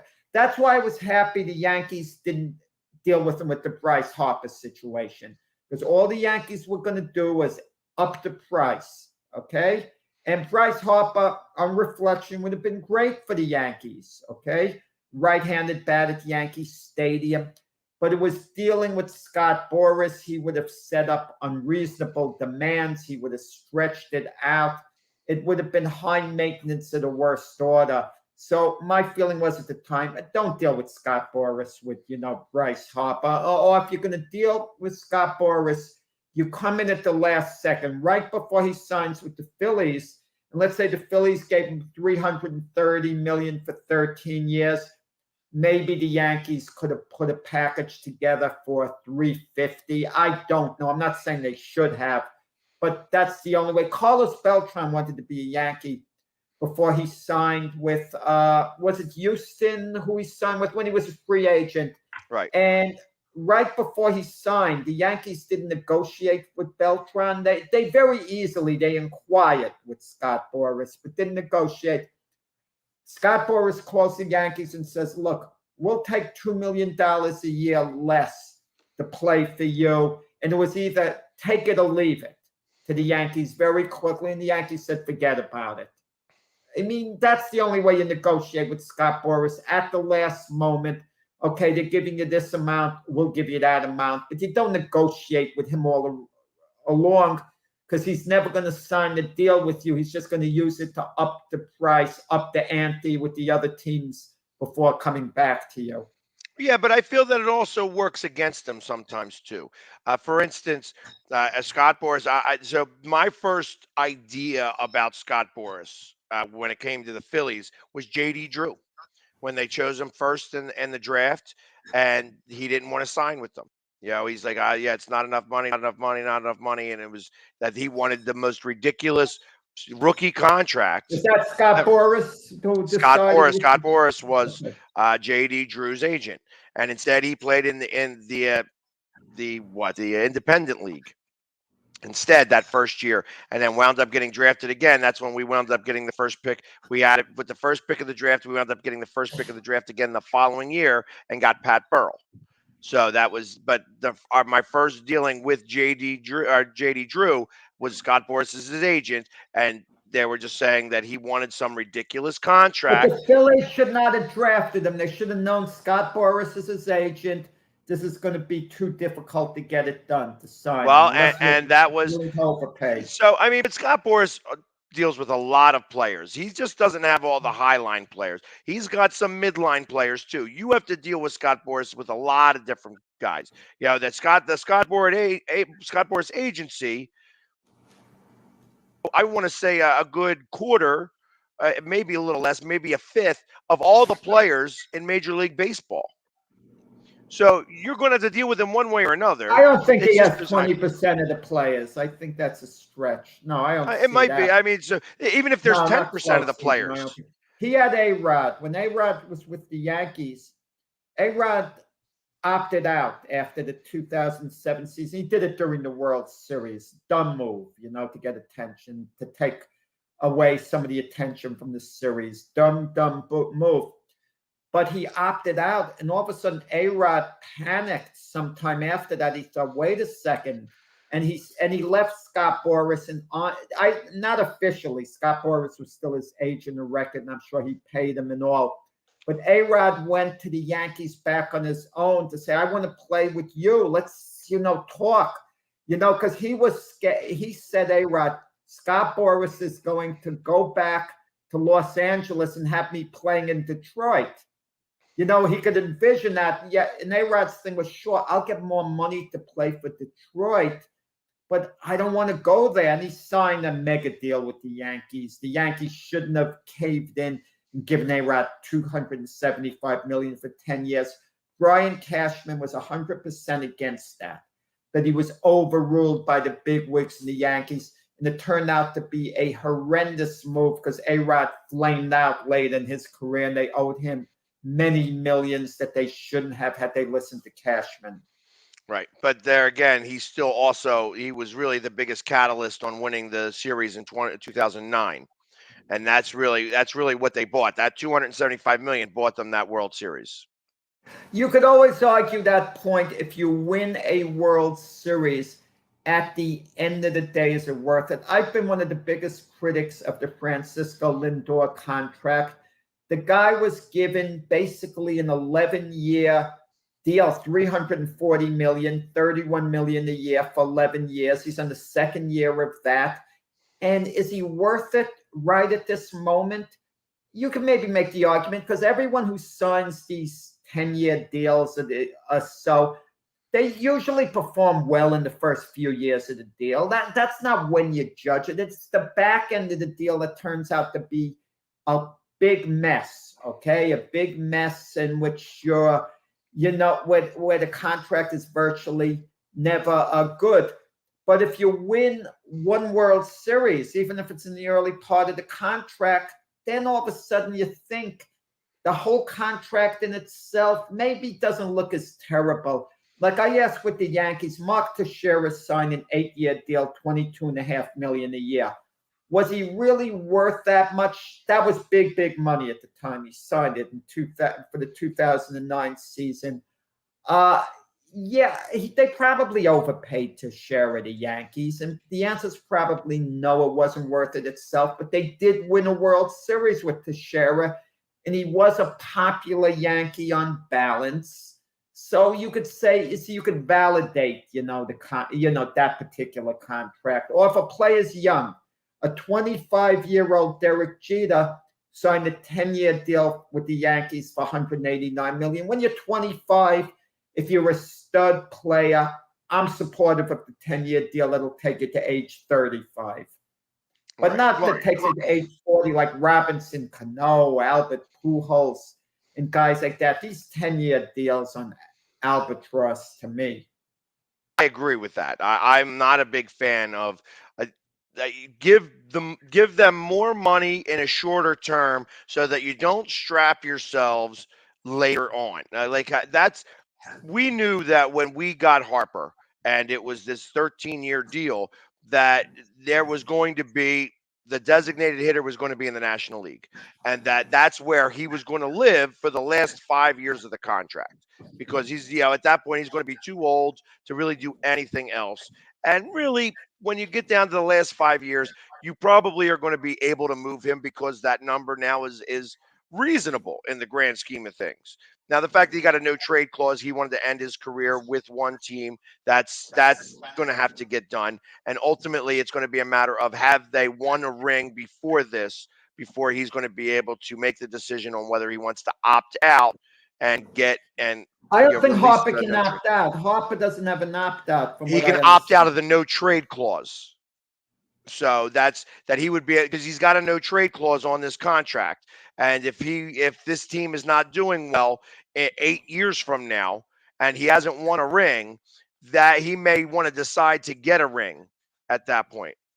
You know why the Harper 10-year deal wasn't an awful deal, even though I hate 10-year contracts?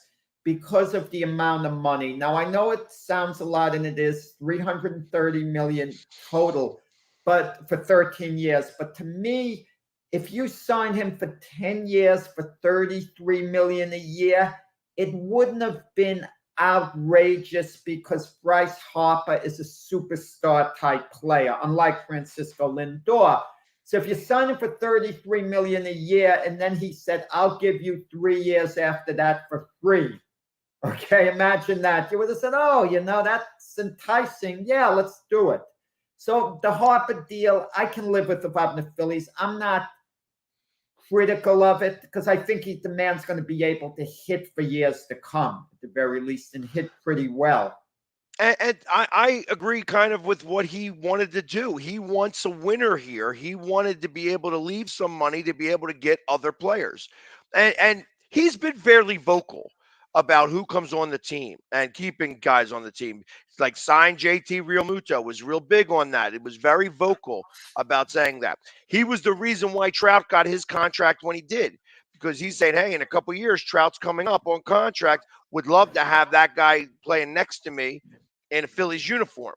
And literally that statement that he said at his press conference is what spawned the Angels to have to give Trout a contract. Because they're like, we're not going to let you even get a sniff to free agency, because if you get into your free agent year, there's a good chance that you may want to go back to Philadelphia. Angels addressed it early, and they gave him a package worth, like $426 million, a lot of years. They basically tied him up for his career, and the Angels did it the smart way. They didn't wait. They didn't see. They didn't overanalyze the situation. They figured we have maybe the best play in the game. We're going to sign him now for big money. We're not fooling around with this. We'll make him the highest paid play in the game. And Trout's side had to know he might get surpassed at certain times, but they did the deal. They got it done the way the Yankees should have with Aaron Judge, but the Yankees overanalyzed. They saw with Aaron Judge, well, he's been hurt. He's only did this in the past. One of the seasons he got hurt, he got hit in the hand by a pitch. I was at the game against Kansas City. That's not that doesn't make him injury prone when you break a bone because you get hit with a pitch. And they overanalyzed it. You got to look what the guy can do for you going forward. You don't keep waiting and seeing, because you keep waiting and seeing, it all of a sudden becomes, the price goes way up. And how about the Yankees with Garrett Cole? They are paying him $36 million a year, okay, for 9 years. That's outrageously long for a pitcher, 9 years. But they didn't give him the best offer off the bat. They played it out, and the price kept going up when he was a free agent. Now Cole's finishing up his 3rd year. He's been successful in the 3 years. He's been worth the money because he's been the ace of the staff.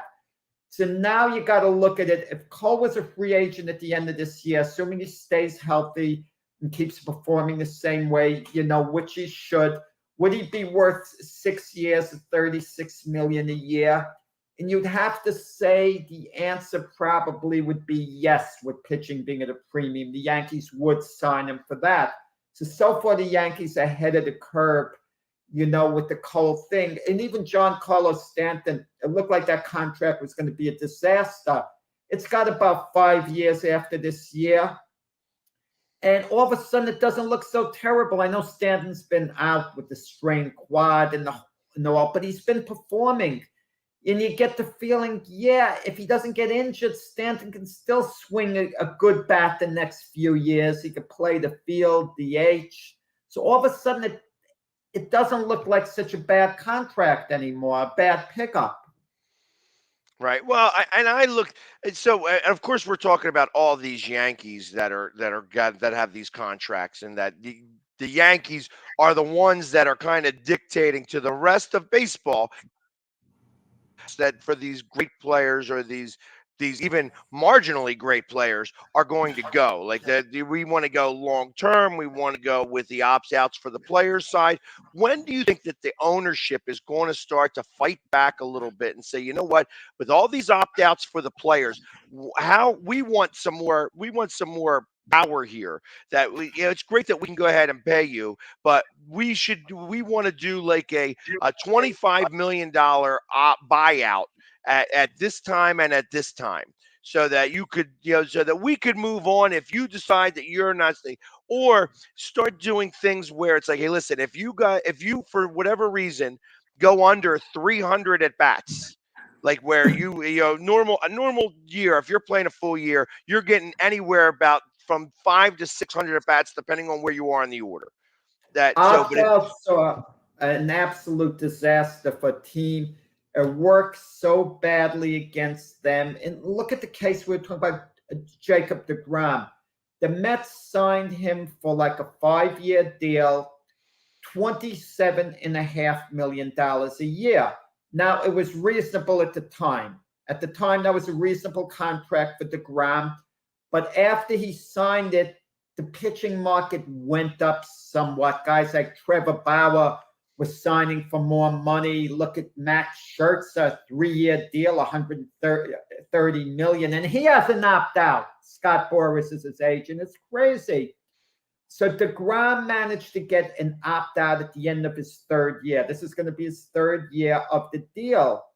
And it's bad for the Mets, good for deGrom, because even though he got underpaid a little, and talk about a guy 27.5 getting underpaid, but that's just the market, he can opt out at the end of the season. It's his call. He's already said he's going to do it. And if he's healthy and he pitches really well through the playoffs, he's going to get more money elsewhere. Worst case scenario, deGrom can opt out, and if he doesn't get the big money he wants, he could come back to the Mets, and they'll probably sweeten things a little bit. Worst case scenario. But it's not good for the Mets, because chances are now they're going to have to pay him so much more money, take so much more of a risk. I mean, you're right. So let's talk about this a different way. deGrom opts out. And instead of going after deGrom, they turn their sights to Ohtani. Well, Ohtani's not quite a free agent next year. He's not. He's got to get traded. No, I think he's on the contract like at least one more season, so he can't. The Mets just can't sign him. But if Ohtani tells the Angels point blank he doesn't want to come back, he's not coming back, they very possibly would trade him. The Angels might think, look, he's not coming back. Let's get a package together, of great prospects from another team, and let's make a deal. So Ohtani could be in play, but not just as a free agent. Well, and that's kind of where it is that I'm thinking about, is that, I mean, when you have somebody, because I know Ohtani turned down the Yankees to try to go play there, but maybe because and that, he could go, whether you're playing in the Bronx or whether you're playing in Queens, it doesn't matter, wherever, that the Mets play. Ohtani is worth the risk to me. Go long term, whatever. Do what you have to do to sign him, because you realize you're paying him one salary, but you're getting 2 players for one. You're getting a pitcher, a regular for your rotation, and an everyday player. So, if I'm Ohtani, pay me 2 salaries. This is what I want as a pitcher. This is what I want as a player. Combine it, and it's crazy money. It's like what, 55 million a year or whatever. I'm just throwing a number. Right, but he is that type of pitcher. He can do that. And if Ohtani, and I'm thinking to myself too, you get Ohtani, you sign him to a very long-term deal. If he starts slipping as either pitcher, hitter, maybe he's still very good as the other one. I mean, he's the type of guy I absolutely want to sign and I go all out for. I agree with you. So, and I feel that he's probably more available than Trout is. You know, obviously Trout, especially with the back problems that he's having, they were saying, hey, it may be career-ending, that it's going to be completely degenerative, that it's something that he's going to have to deal with the rest of his career. However, it's, you know, the Angels in itself, beyond those two players, really don't have anything else. I mean, they had Pujols for a minute, but even still, all the bats in the world aren't making the Angels any better, and they have been going through this same thing over and over again, that they're just playing. They can't seem to get over themselves and get everything right to be able to even make a playoff run. They started off great and then floundered, and now they're not even in a playoff run. Obviously, they've been out for a while. So, and you wonder about Trout. Let's say he does come back and things are normal again. He has to be disillusioned to be on a losing team year after year after year. And the Angels have made big-time moves. They signed Albert Pujols as a free agent. They signed the third baseman from the Nationals, Anthony Rendon, who hasn't panned out for a big contract. I think he may have gotten a 10-year deal, like something. Big, you know, he got a lot of years for big money. And they tried to, you know, they got Joe Madden as a manager, big-name manager. They made moves. But they of course, they fired him. You know, they fired Joe. They, after a 10-game losing streak, it's, you know, it's funny because he saw me. He got a Mohawk, and they fired him before the Mohawk even ever came out. So it was just to probably try to change and get the guys motivated to be able to play better. And, you know, they said, you know what, after getting it's funny the way one stopover can ruin a manager's career, basically ended a manager who's been tremendously successful. Madden was very successful with the Tampa Bay Rays. He was very successful with the Cubs. They won the World Series over him. And they flamed out with the Angels. Same like Joe Girardi, very successful with the Miami Marlins and manager of the year.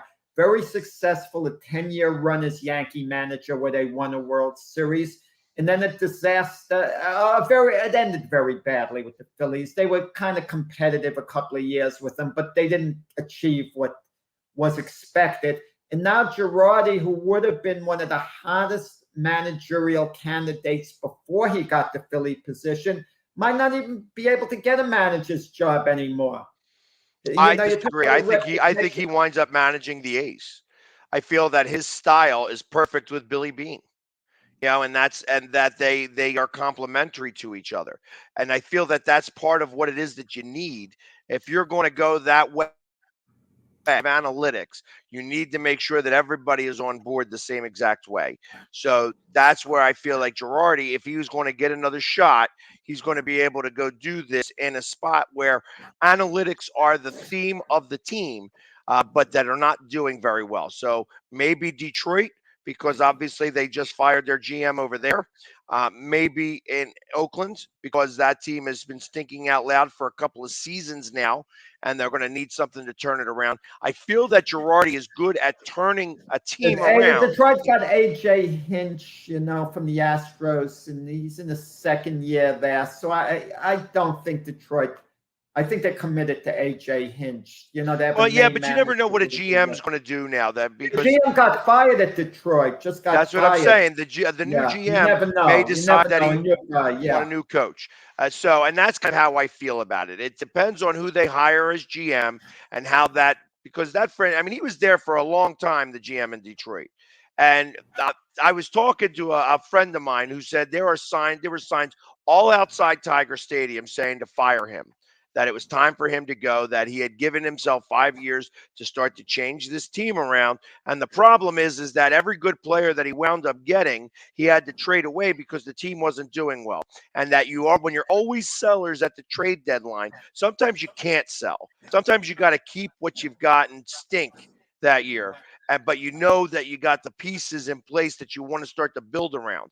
And they didn't do that there. They kept selling away their pieces and bringing up AAA guys. Well, the problem is that after 5 years, you don't have anybody that's still in the back. You still have all of these prospects, but that's all they are is prospects. The 5-year plan is a loser's plan. When a guy tells you he has a 5-year plan, he's a loser. He's a loser. You want to know why he says it's a 5-year plan? Because he doesn't want people bothering him when he's losing the first year, the second year, the third year. He's going to say, I have a 5-year plan. Then on the 4th year, well, things are going to be so much better in the 5th year. I said all along I had a 5-year plan. Give me a break. And then he doesn't win in his 5th year. They fire him by then. So good. He collects his money. This 5-year plan is complete nonsense, like to hear about. I mean, I just don't want to hear about putting a number 5-year plan. And then they make a little progress the 5th year.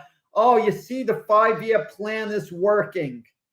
Yeah, but that 5-year plan's supposed to end in the playoffs and in a championship. That's what the 5-year plan's supposed to go. You have to, year 4, year 3, and year 4, you're supposed to make some of the difference. This is what happened with Pat Gillick. Pat Gillick claimed about a 5-year plan, but his 5-year plan was to be at the end that it was going to culminate in a World Series. Literally, that's exactly what happened. They got rid of Ed Wade. Ed Wade went to Houston and started building that franchise back up. And in 2006, the Phillies didn't do so well. In 2007, he even said out loud, he's like, yeah, it still might be 2 or 3 years before we make the playoffs. He said that, and the Phillies, of course, heard it. That whole team heard it, and they started playing better. He did that in late June, and they started to come on really strong.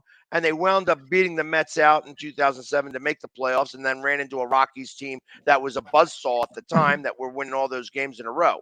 And then in 2008, the same type of situation. He was like, I don't know if we're going to be this team. And again, it was just a way to motivate the guys that they were able to then go ahead and get ahead of the Mets, get into the playoffs, and then go to the World Series and win it.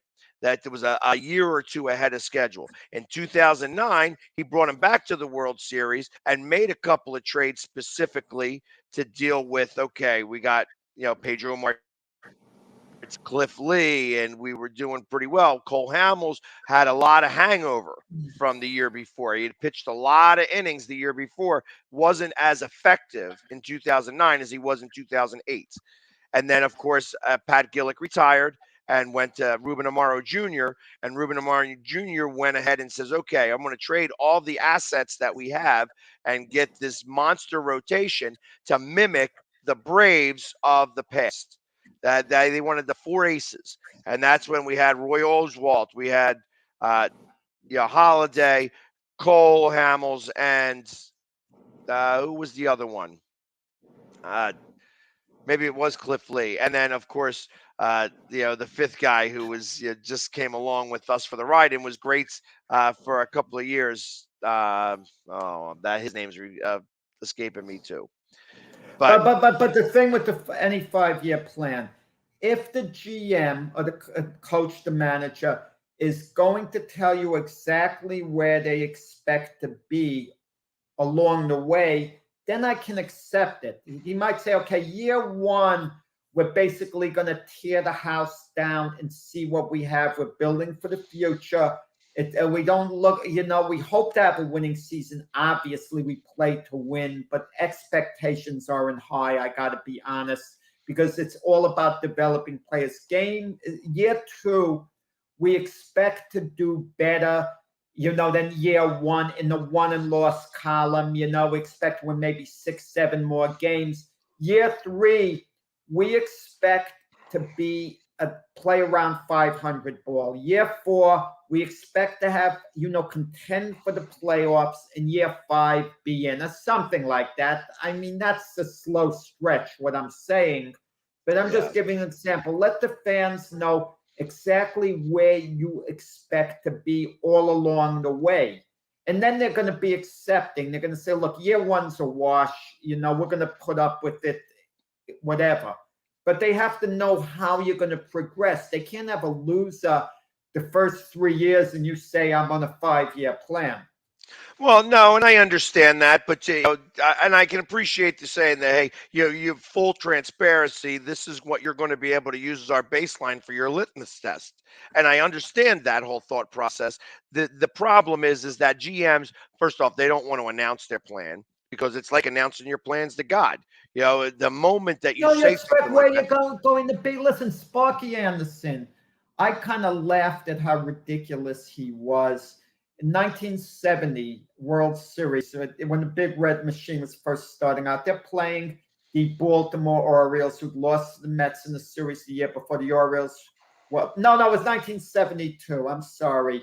The Big Red Machine had already lost in the World Series a couple of days before. They were ready to have their breakthrough and maybe finally win a World Series.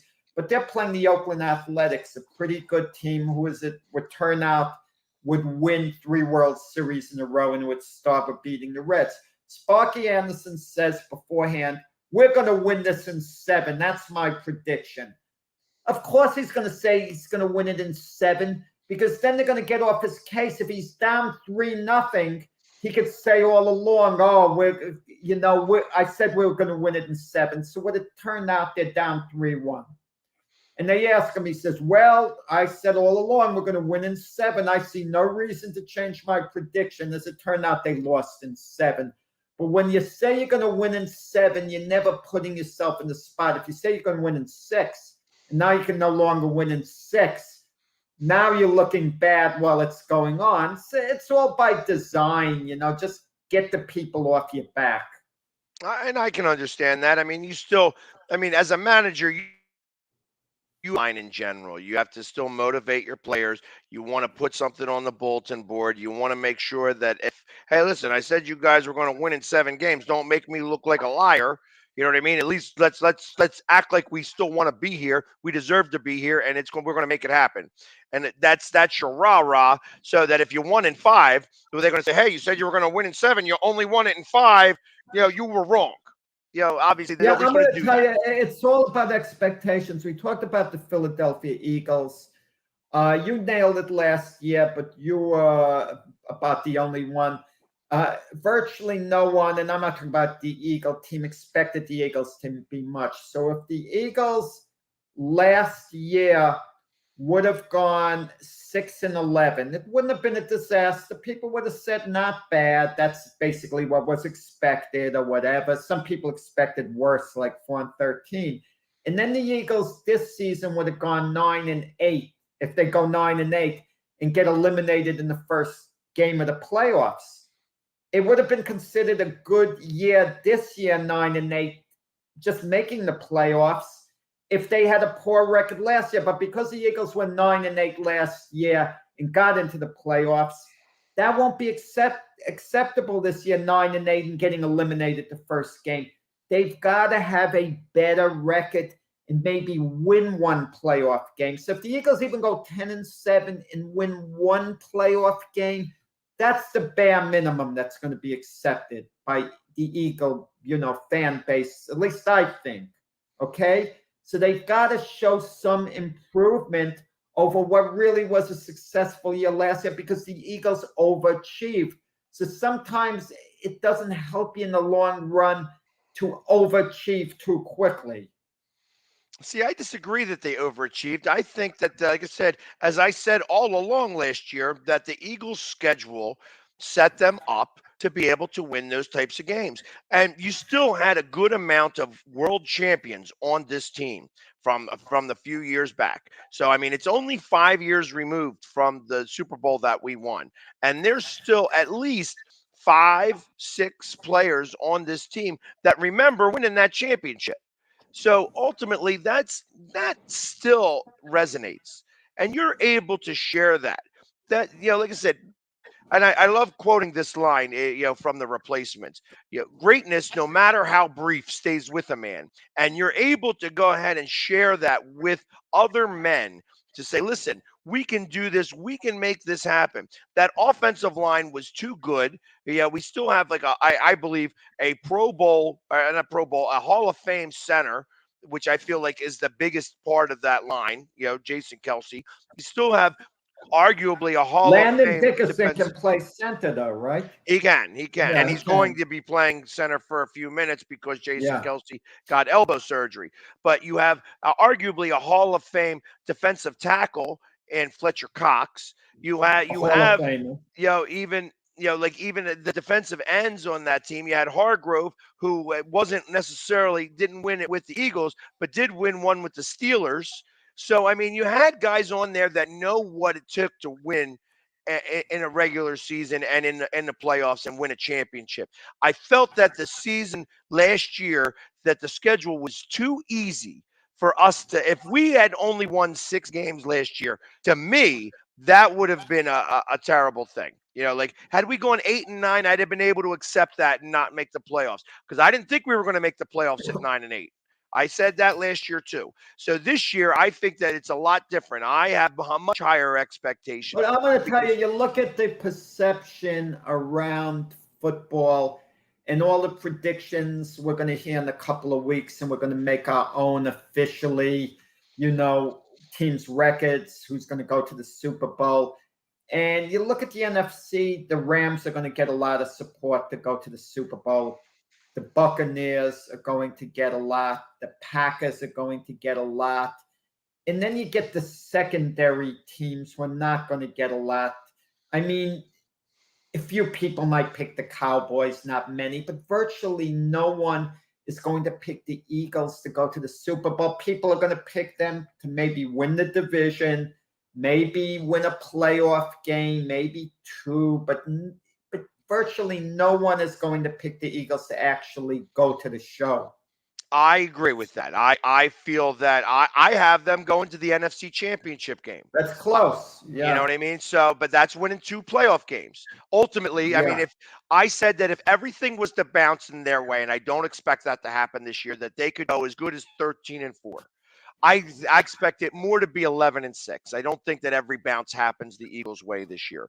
And because of that, they are going to wind up getting to the playoffs. They're going to have to play in that wild card round. Then they're going to play in the division round. I think they win both of those games. I think that I see them getting to the NFC Championship. I can't tell you how they're going to do in that game, because I don't know, 1, who they're going to be up against, 2, how they really got there. I feel that even getting to that game is a big, big stump. It's jumping over a step. You're climbing the stairs 2 rungs at a time, and that's great. But I feel that that's their limit. That's their ceiling. If they go to the Super Bowl, that's an amazing thing, and that means that. I'm going to tell you, it's funny with the Eagles, same division, the Washington Commanders. A reporter asked Carson Wentz a question, and Wentz answered it, but the PR guy for the Redskins kind of took the reporter to task. It's like they're protecting Wentz over there. They're shielding Wentz. Again, bad sign. And like he needs shielding, like he's so fragile. It sends a terrible message. A quarterback has to be strong, a leader, to put someone in place himself, but in a polite but firm way. I understand. I can't speak intelligently about it because I'm no longer care about Carson Wentz. I've only heard reports of things. You better care about him. He plays against you twice this year. Yeah, and I think I can't wait, because I feel that he's going to throw more touchdowns to the Eagles. That's how I see it.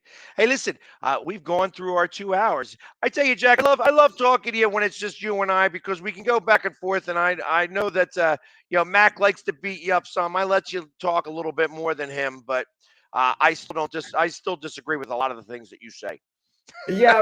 Well, you don't let me know it as much as Mac. I mean, but I could tell. I could tell by your body language. Yeah, just because I feel that some of the things you think Mac tells me you get exasperated. You each have your own style. Exactly. Well, yeah, you don't trigger me as often as you do Mac. I know that Mac gets triggered a lot quicker. So, but everybody, thank you very much for hanging with us today. We'll be back next And best to Thursday. Mac. That we send our best to Mac. Absolutely, Mac. Maybe Mac will be back next week. We don't know, but obviously, hopefully things are progressing. So the best out to him, and we will see you guys next week, starting on Thursday. And you can tune into me on Monday for both for the NFC East show and the Philly Sports Side show. So everybody, have a great weekend, and we'll see you next week.